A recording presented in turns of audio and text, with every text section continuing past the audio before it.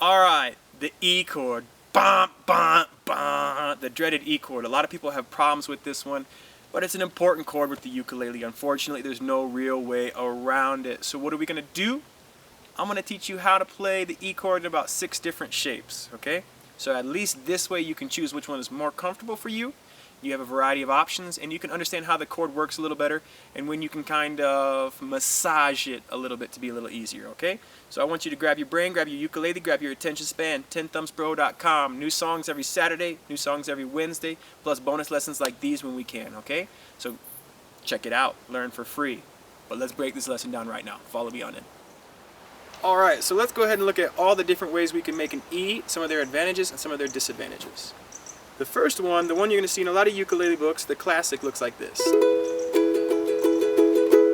What are the disadvantages to this one? The disadvantage is it's not a very comfortable chord. The advantages is it kind of sits in that mid-range, and it is the same as this D chord, just a slide up. So, okay, so some tips on learning this one. Well, what you're going to do is, it's the 4th fret of the G, 4th fret of the C, 4th fret of the A, and the 2nd fret, 4th fret of the E and 2nd fret of the A. The easiest way is once you get your D down and you're a master of a D chord, to take that D and slide it up 1, 2 frets, but keep that similar and practice just these 3 notes. And as you practice, you can go ahead and reach down and get this on there. I like to keep my elbow in towards my ribs because I find it is a little easier to play if I keep my elbow into my ribs. This is the go-to E shape, and it's difficult, but in a lot of ways is going to be your standard E shape. Okay, we can also play an E like this. Advantages: you have an open E string that give it a drone that make it feel more like a bass. On a guitar, the E chord is the lowest chord, okay? And this is not the lowest chord. So if you're playing in the key of E and you want a nice low sound, I would recommend this shape. What are we doing? First finger, 1st fret of the G string, pinky finger, 4th fret of the C string. This is going to be where it's going to get difficult for you guys, alright? This is why a lot of people kind of shy away from this chord, but I would recommend having it in the bag, as with all these E shapes, they're important to have. Open E string, and your middle finger on the 2nd fret of the A string. This is the key. This is what I play when I want my E to be as low as possible, or when I want that open drone string.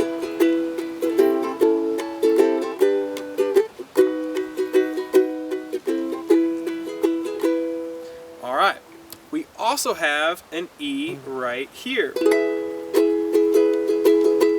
This is when I want my E to sound high. It's the same 4 strings that you did on the first shape, but we're just going to bar the entire 4th fret, and we're going to take our ring finger here on the 7th fret of the A string. This is an E note. Now, I don't think this sounds very good, for example, to go from A. I think it's a pretty big jump. But if you're playing something like a reggae, I think it definitely sounds the best. Alright? So I would use this bar chord in reggae situations, funk situations, bar chord situations. Alright, another option you have is way up here. And this would be based on this A shape up here. And I'm barring the 7th fret, middle finger on the 8th fret of the C string, ring finger on the 9th fret of the G string. I don't use this one very often because on a ukulele you run out of space and it gets pretty thin. It has very little sustain. But if I'm playing rhythm with 2 ukuleles and someone's playing an E chord up there, I might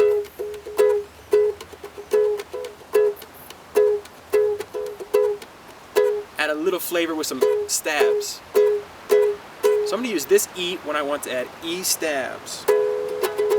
Alright, another option you have is this one. And that is laying your finger flat across the 4th fret, back to where we started the first one, and then muting this A string. And you would use this E in just a regular context. To illustrate that example, I'm going to do an A, D,